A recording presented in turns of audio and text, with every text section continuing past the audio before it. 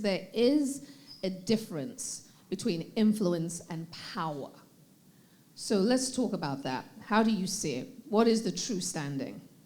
Absolutely. So I think about influence, and I often talk to the team around, and I've had the honor of working on many brands in the beverage industry and the beauty industry. And we know the power of who we are, and we know the culture. And I often say, you know, a lot of people want our rhythm, they don't want our blues. But what we do know is that we do set the trends, as you heard from Billy Porter in the video. And so I talked about it around this notion of a different type of ROI, and that is a return on influence. And it's hard to measure that, right? There's no marketing investment that you can make, but when we get behind something, whether it's a product or service, et cetera, the trajectory that we can put behind a business.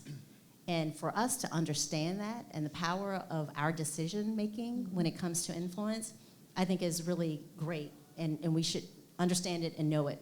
The difference between influence and value, right, is a massive difference. So influence is obviously how you motivate, inspire people to do something, believe something, to act on something. Ultimately, you want them to buy something. That's influence. Owning the value is when you actually have possession of, dominion over. That's a really big difference, right? Because that means you have, you know, an asset that you decide how you want to use that asset. You get to benefit directly from that asset, and there's a big gap. And so I think the big opportunity for us is to, one, understand the power of, you know, I talk a lot about this, the power of this collision of culture and commerce. And that is who we are. And I think that's why a number of businesses and companies, both, you know, nationally, globally, et cetera, understand us. But I think we just have to have a different conversation at the table.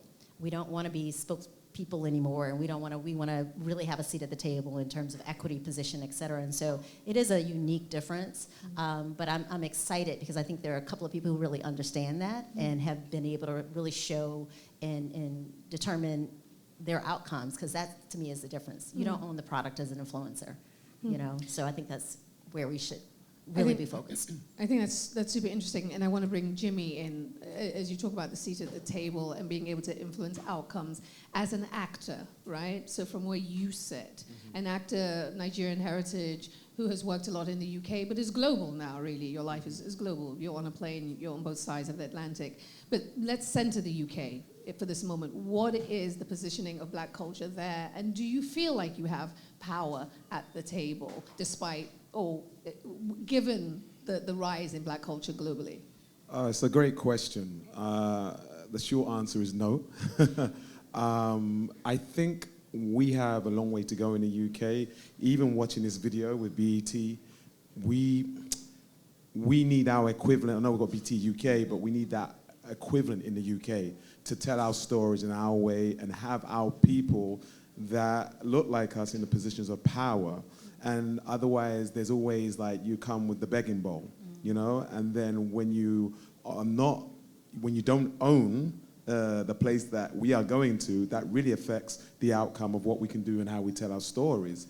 And yeah, I do think it is slowly changing. I definitely felt like me moving to the States, it was about being an artist on an international, global level and thinking like that, even from a diaspora aspect, you know, in terms of I'm British-born Nigerian. I want to tell stories in the UK, US, in the continent, and they all will be relatable from around the globe. But I think there's still a lot of work to be done. I think when you look at some of the great, if I focus on like acting and storytelling, if I look at some of the people, some of the work like Cynthia Reeves doing with her production company, you know, that's great. You know, I look at Mr. McQueen, I look at Michael B. Jordan, like there is a shift, and I think it's like a slow dial. And I always like to, when I'm in these positions and these conversations, I'm like, what does it look like when we come together more, like this? Yeah. Do you know what I mean? When you've got people that do have their own companies, they do have power, what does it look like when we come together more to build that thing that is lacking? And I think that's something I would love to talk about right now.